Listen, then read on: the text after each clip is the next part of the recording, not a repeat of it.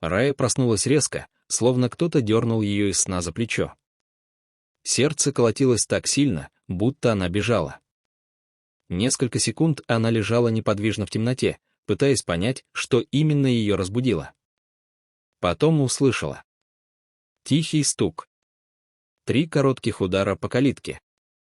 Она медленно поднялась на локтях и посмотрела на часы. 23 часа 57 минут. Рядом тяжело дышал Игорь. Муж спал на спине, отвернувшись к стене. На прикроватной тумбе мигал экран его телефона, уведомления приходили даже ночью. Стук повторился. Рая нахмурилась. В их поселке никто не ходил по чужим дворам почти в полночь. Особенно зимой. Особенно после недавних краж. Она осторожно откинула одеяло и подошла к окну. Холод от стекла сразу пробрал кожу. Во дворе было темно. Только фонарь у ворот отбрасывал бледный желтый круг на снег. Калитка едва заметно качнулась. Кто-то действительно стоял снаружи. Рая прищурилась, пытаясь разглядеть фигуру за забором, но в этот момент за ее спиной скрипнула кровать. Она резко обернулась. Игорь уже сидел на постели. «Ты чего?» — сонно спросил он. «Кто-то стучит». Он будто напрягся на секунду, но тут же зевнул. «Показалось тебе. Иди спать». Но в ту же секунду снова раздался стук. Игорь выругался сквозь зубы и поднялся. Вот ненормальные. Он быстро натянул спортивные штаны и вышел из комнаты. Рая осталась у окна. Она видела, как в доме зажегся свет в коридоре. Потом хлопнула входная дверь. Игорь вышел во двор. Но вместо того, чтобы сонно щуриться, как человек, которого разбудили посреди ночи, он двигался слишком уверенно. Слишком быстро. Словно уже знал, кто пришел. У калитки стоял высокий мужчина в темной куртке. Лица было не разглядеть. Они обменялись несколькими фразами. Потом Игорь быстро открыл калитку и вышел наружу. Рая почувствовала неприятный холод внутри. Через минуту мужчины скрылись за углом дома. Она ждала почти 10 минут. Когда Игорь вернулся, он тихо вошел в спальню, думая, что жена спит. Но Рая видела, он прятал что-то под курткой. Утром все выглядело так, будто ничего не произошло. Игорь сидел на кухне и пил кофе, листая новости. «Ты сегодня рано?» — спросила Рая, внимательно наблюдая за ним. «Проверка на складе. Могут вызвать. А ночью кто приходил?» Ложка замерла в его руке. Только на мгновение. Ошиблись домом какие-то пьяные. Он даже не посмотрел ей в глаза. Раньше она бы поверила. Но не сейчас. Последние месяцы Игорь изменился слишком сильно. Позднее возвращение. Постоянный телефон в руках. Раздражение из-за любой мелочи. Иногда он вообще уходил разговаривать на улицу. Когда-то они смеялись вместе по вечерам, строили планы, обсуждали ремонт. Теперь между ними будто стояла стеклянная стена. После завтрака Игорь быстро собрался и ушел. Рая осталась одна. Она долго мыла чашки, думая о ночном визите. И вдруг услышала голос за забором. «Раечка!» Это была Валентина Петровна, соседка напротив. Женщина знала все обо всех в поселке. Рая вышла к калитке. «Доброе утро!» Соседка огляделась по сторонам и понизила голос. «Ты вчера никого не ждала?» У Раи внутри все сжалось. «Почему, спрашиваете?» «Да я ночью в окно увидела мужчину возле вашей калитки. Потом твой Игорь вышел». Рая молча смотрела на нее. Они долго разговаривали. А потом еще какая-то женщина появилась. Женщина. Высокая такая. Светлые волосы. Я сначала подумала, может, родственница. Рая почувствовала, как пальцы леденеют. Вы уверены? Конечно, уверена. Я ж бессонницей мучаюсь, полночи в окно смотрю. После ухода соседки дом вдруг показался Рае чужим. Она медленно прошла в гостиную и остановилась взглядом на камере видеонаблюдения над входом. Точно. Камера. 2 месяца назад Игорь сам настоял на установке. «Сейчас времена такие», — говорил он. «Надо все контролировать». Тогда Рая еще смеялась. «Ты прямо как охранник». Теперь ей было не до смеха. Она открыла приложение на телефоне. Руки дрожали так сильно, что она не сразу попала по экрану. Запись загрузилась. 23 часа 57 минут. Пустой двор. Потом в кадре появился мужчина в черной куртке. Он постучал. Через несколько секунд дверь дома открылась. Игорь вышел почти сразу. Но главное было не это. Главное, он был полностью одет. Не как человек, которого только что разбудили. Словно ждал этого визита. Рая медленно села на диван.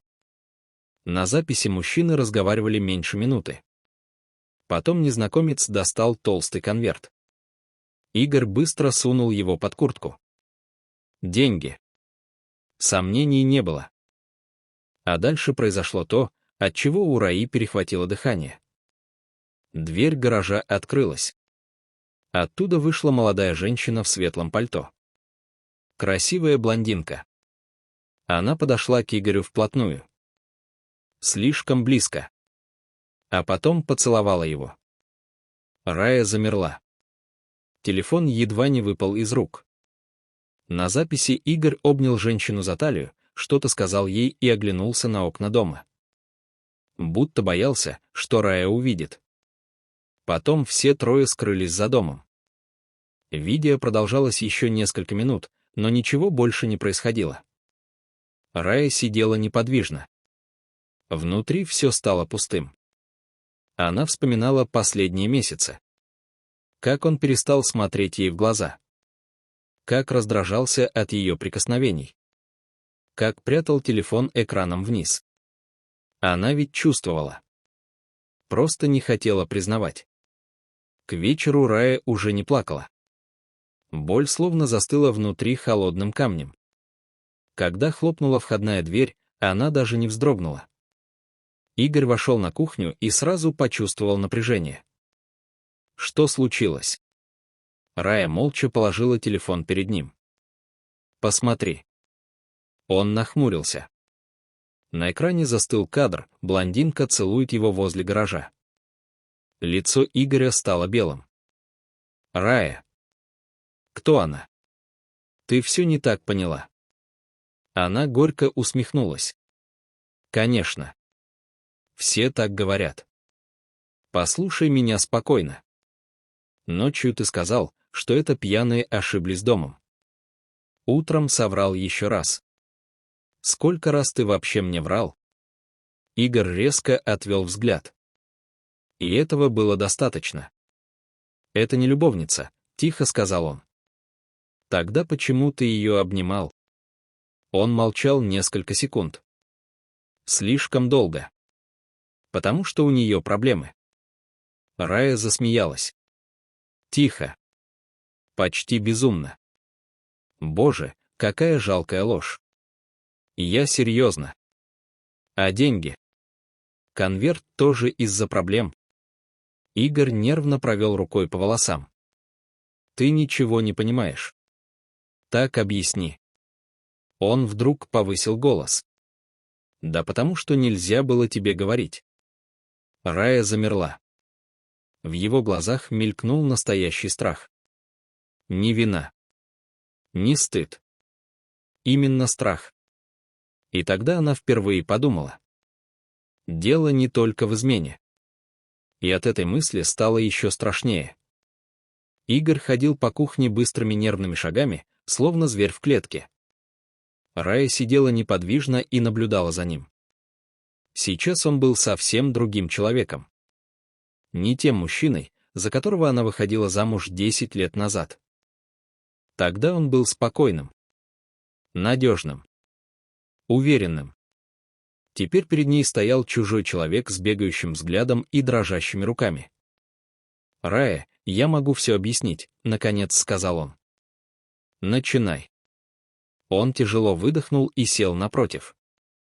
«Эта женщина, ее зовут Лена». Рая усмехнулась. «Уже лучше. Хоть имя настоящее». «Да». «И кто она тебе?» Игорь посмотрел в окно. «Моя сводная сестра». Тишина повисла в комнате. Рая медленно покачала головой. «У тебя нет сестры». «Есть.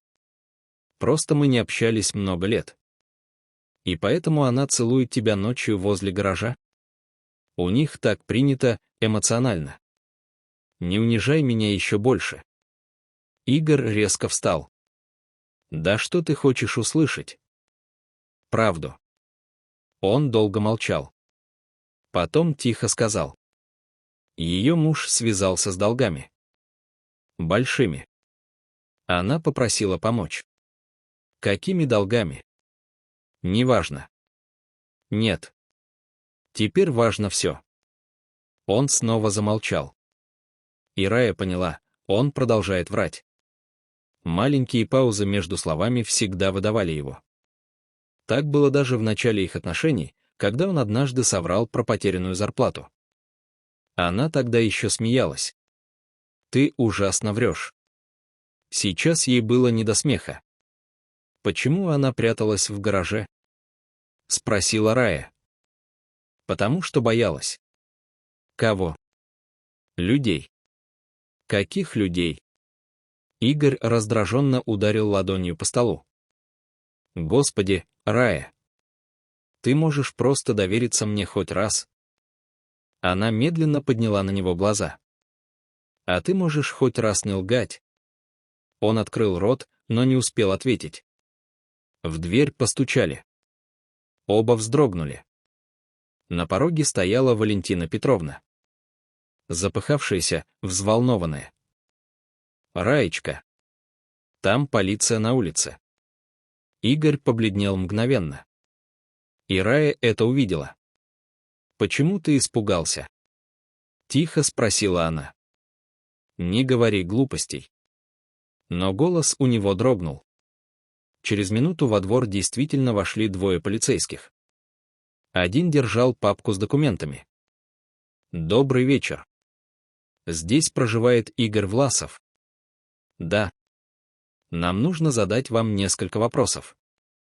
Рая заметила, как Игорь медленно сжал кулаки. «По какому поводу?» — спросил он. Полицейский открыл папку. Речь идет о мошенничестве с поддельными документами и незаконных переводах крупных сумм. На кухне стало тихо. Слишком тихо. «Вы ошиблись», — быстро сказал Игорь. Но второй полицейский уже достал фотографии. На одной из них была та самая блондинка. Лена. Только здесь она стояла рядом с Игорем у банкомата. «Гражданка Елена Миронова проходит как одна из участниц схемы», — спокойно произнес полицейский. «У нас есть основания полагать, что вы помогали ей скрываться». Рая почувствовала, как внутри все холодеет.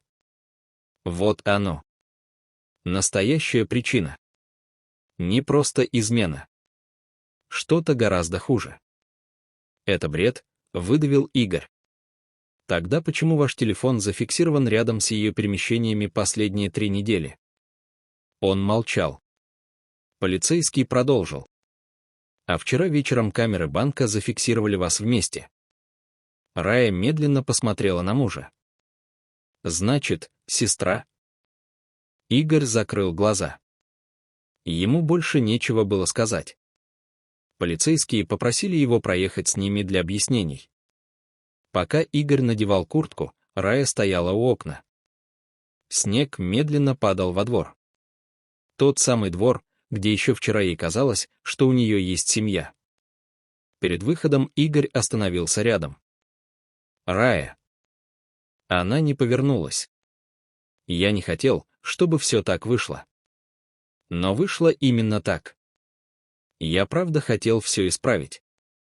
Она горько усмехнулась. Когда? После следующей лжи? Он долго молчал. Потом тихо сказал. Я запутался. Наконец она посмотрела на него. И впервые за много лет увидела не сильного мужчину, а уставшего человека, который сам разрушил собственную жизнь.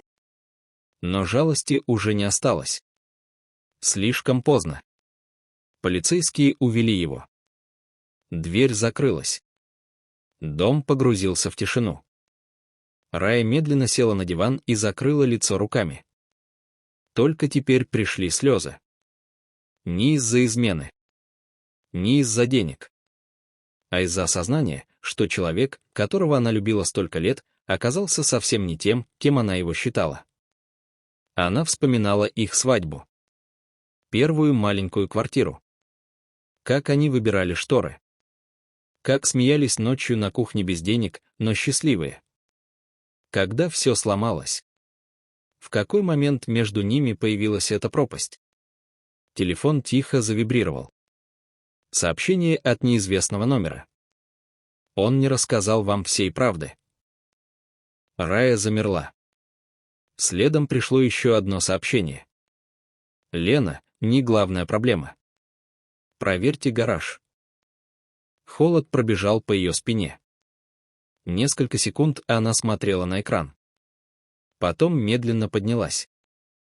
На улице уже стемнело окончательно. Во дворе было пусто. Только ветер раскачивал фонарь у калитки. Рая накинула пальто и вышла из дома.